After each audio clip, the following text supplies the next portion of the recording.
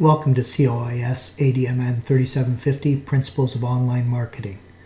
This is Chapter 17 of Digital Marketing Strategy. Customer Relationship Management, or CRM. It's a well-known adage in business that it's cheaper to keep a customer than to acquire a new one. Therefore, for many businesses, retention is the key to profitability and growth. Whether your business operates on a membership basis, renewal basis, is relationship-led, or a single sale model, you will still likely be looking to keep your customers and have them stay loyal to your brand and keep purchasing from you as often as possible.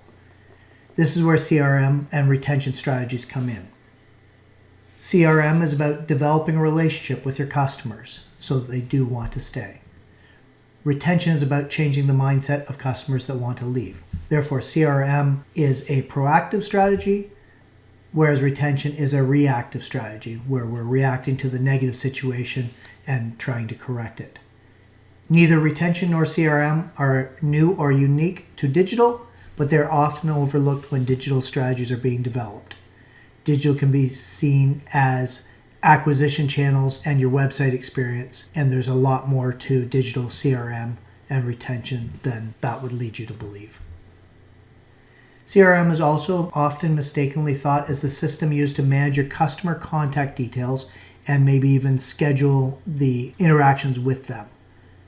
Those are parts of CRM, but that's not what CRM is in and of itself. It's far more broad. There are several factors that are vital to success in CRM and retention. One is personalization. It's vital when developing a relationship with the customer that you show that you understand who they are and what they are looking for from you. Segmentation and profiling. These are important to ensure that communications are not sent out in bulk or are perceived as spammy, so that we are sending targeted information that's useful to that specific segment of the population. Content. To create a compelling CRM strategy, we have to have something compelling to discuss with our customers on a regular basis. This content needs to resonate with each customer and add value. To do this effectively, you need a content strategy. Insight. We cannot hope to understand how to build a compelling CRM strategy or retain customers if we don't understand them.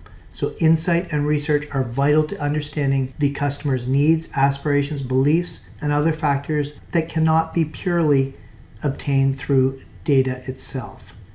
And finally, customer service. This has changed significantly in the past 10 years, given that customers have such direct access to organizations through social media. CRM Principles. The goal of an effective CRM strategy is to make sure that your customers feel they're getting value for money and have a positive relationship with your brand. We want them to think very, very hard before going elsewhere. This doesn't only result in increased retention, but it also allows a price increase without affecting existing retention rates as customers recognize the value in staying with your brand. The core principles of CRM all relate to creating brilliant relationships with your customer, and they can be broken down in the following categories. Frequency. This is very difficult to get right. How often do you contact your customers? Each customer may have a different opinion or threshold for this, and ultimately it comes down to what you have to say to them. If there's no value in what you are saying, then you should not communicate with them. Don't contact a customer just to meet a schedule that you've built in if you have nothing valuable to say. For example, monthly newsletters will be fine if you have news to provide, but not good if there's no content. Daily cross-selling emails are highly unlikely to be popular for most companies. Timeliness. Are you talking to the customer at the right time? How do you know when that right time is? Understanding your customer and their behaviors will help you to deliver messages that they want when they want them, and will also mean increases in sales. Understanding your analytics and the consumer mindset through data is vital for getting this right. Accuracy. Is your data accurate? You have to keep your data cleansed and make sure that it's being used correctly in your communications. A fantastic CRM strategy can be ruined if the communication is being sent to the wrong individuals, or if the person is being incorrectly addressed by, say, their last name first and their first name last. Relevancy. Does your message truly resonate with the customer? If your customer is interested in hunting, does your CRM program talk about hunting products, or do they just get the same email as everyone else, which might include jet skiing and yoga clothes? Personalization. If your customer has shown an interest in certain areas or displays certain behaviors, are you responding to that? Does your customer only open email in the evening? Do they ever only click on the first item? Do they want to hear from a specific salesperson? Make sure that you're personalizing your communication. Value. Are you offering true value? What is the customer getting from your communications that they cannot get elsewhere? Are you delivering your company's unique selling proposition or brand values through your communications? Channel. How do you reach this individual? Do they prefer email, instant messages, text message, or phone calls? While the demand for value is constant and the principles we just talked about apply to all CRM programs, there are some differences in CRM depending on your business model. Let's discuss the differences between business-to-business and business-to-consumer CRM. Scale. Business-to-consumer companies are more likely to need and develop large and complex CRM programs with advanced systems. This will ensure that they are able to manage a large number of customers, potentially across a number of programs. Business-to-business companies tend to have smaller databases and fewer but higher value sales. They do, however, frequently need more data on each individual as the relationships are often more personal. Frequency. B2C customer touchpoints are often single short touches, whereas business-to-business relationships are often developed over a longer period of time. Interaction. B2B relationships tend to be primarily one-on-one, so personalities can play a major part. Whereas B2C customers have a relationship with your brand rather than an individual, so your brand is your personality. And finally, goals. Business-to-business CRM is often about increasing and automating sales, whereas business-to-consumer is more regularly about decreasing churn and increasing upsell. In contact strategy, there are 3 forms of marketing communications that most businesses follow: single campaigns, repeat campaigns, and contact strategy, as we will discuss. Single campaigns is the older way of doing things. They consist of a business running one campaign before moving on to a completely separate campaign. It's not a sensible marketing strategy for most industries these days. Each of the communications start from nothing and have no relationship with the previous communication. So there's very little consistency to the communication and there's no compelling story that's being told. Typically, this method will offer a spike in response and potential sales as a result, but there'll be very little, if any, ongoing activity. Repeat campaigns is where a company repeats the same campaign regularly over a period of time to encourage further sales. This ensures that the message begins to be seen by those who may have ignored it originally, and it becomes more recognizable over time. However, it does become tired very quickly and can become an irritant for some customers. It's also not going to convert anyone who has already converted, so the results will tail off over time. A contact strategy is a meaningful program of communications that can take the customer on a journey and offer real value. This means that the consumer will get new and real value from every communication and may even begin to look forward to receiving the next communication. It's not just about sales or keeping customers, but it's about the journey. There are many forms that messages within your contact strategy can take, and these should be appropriate to your proposition, business, industry, and consumer. We're going to discuss 5 examples of types of communication that can form a contact strategy. Warm-up. Warm-up emails can be anything from an introduction to a series of compelling content such as how-to guides to a preview of an upcoming product or series. They're similar to teaser campaigns, and they give the customer a sense of anticipation, and this will in turn heighten their appetite for the next communication, which strengthens our overall contact strategy. A communication that is expected is far more likely to be open, read, and interacted with than one that is unexpected. Follow-up. The follow-up communication is effectively the opposite of the warm-up. This is pretty common in business-to-business contact strategies.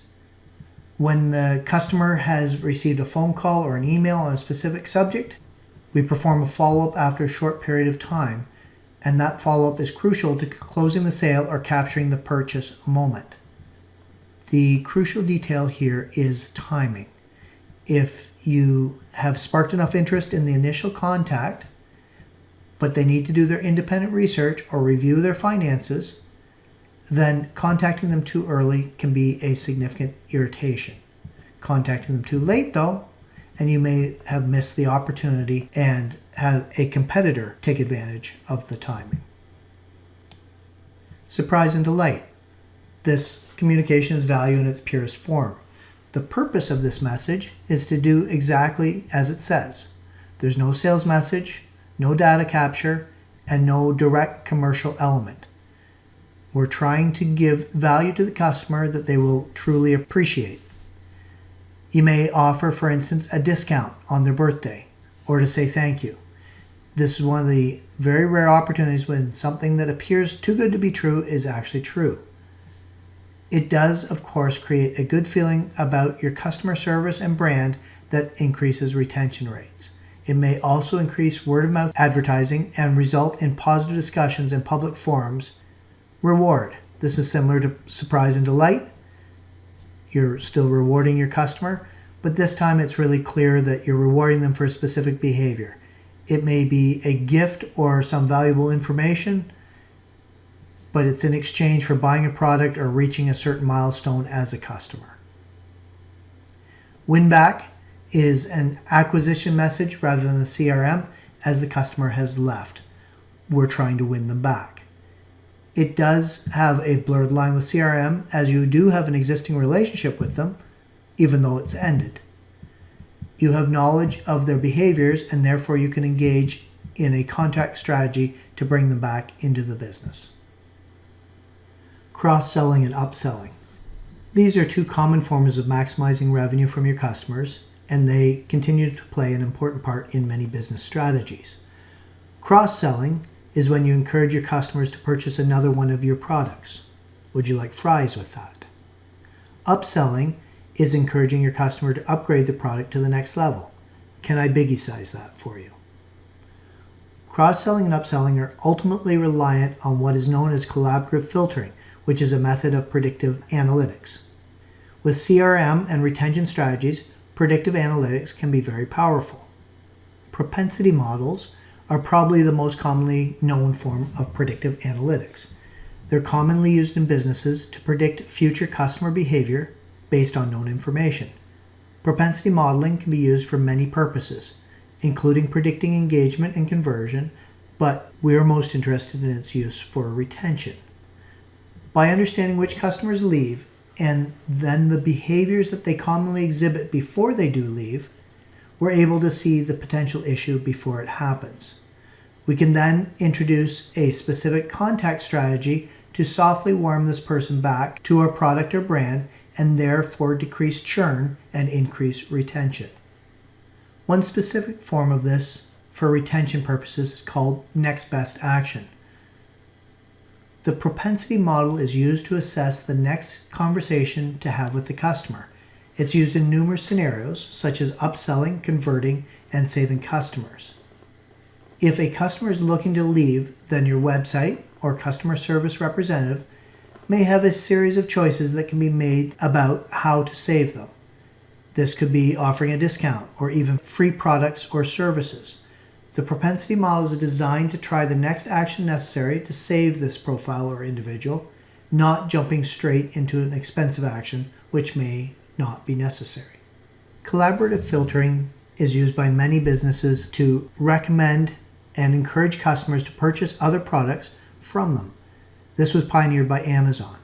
The reason for the name is simple. The recommendations are being made by using filtered data from many users as a collaboration of users. So when you're on Amazon and you've made a purchase, or you have a history of making a purchase, you will get information saying other people that bought what you bought also purchased this. That's collaborative filtering. Much of what we have discussed with regards to CRM has been about encouraging loyalty. The model that we use is the ladder of loyalty. It shows the 5 stages that a consumer steps through to become loyal to a brand, starting off with suspect. The suspect has no relationship with the brand, no reason to suggest that they would or would not buy. 2. Prospect. Some indication of interest has been given. Maybe they've made a visit, they've got a free subscription, or made an inquiry. 3. Customer. They've purchased from the brand and now have a relationship with the business. 4. Client. Now they've developed a deeper relationship with you through repeat purchases, but they're not necessarily a fan of the business. 5. Advocate. They're showing signs of recommending you, and they're highly unlikely to stop shopping with you unless something drastic happens. We can use loyalty programs to encourage loyalty. High-value loyalty is when the type of loyalty program offers items, services, or discounts to the customer that are of a high value. This can lead to a significant increase in average sales per customer and retention rates, but it can be very costly to offer these rewards, especially as many of the customers would probably have shopped with your store anyways. That factor, combined with the cost of promoting and running the scheme, has in the past resulted in criticism for loyalty schemes. High perceived value loyalty, on the other hand, is a type of program that is focused on making the customer think that the items are of value, whereas they may actually cost the company very little. This means that the cost of running the program can be kept low, and the customers will still show increased shopping behaviors. However, it can result in criticism for not offering enough value to the customer. An example of this is buying a product in bulk and then adding it to your product for free or at a small increase in price. This could be a voucher or service such as insurance. The key to success is to ensure that the customer is offered some real value, but not at the expense of the financial rewards of the scheme. This can take some significant adjustment of the program over time. It's therefore wise to be as flexible with your loyalty scheme as possible at launch and to build up the scheme slowly. Thank you. That's the end of this lecture.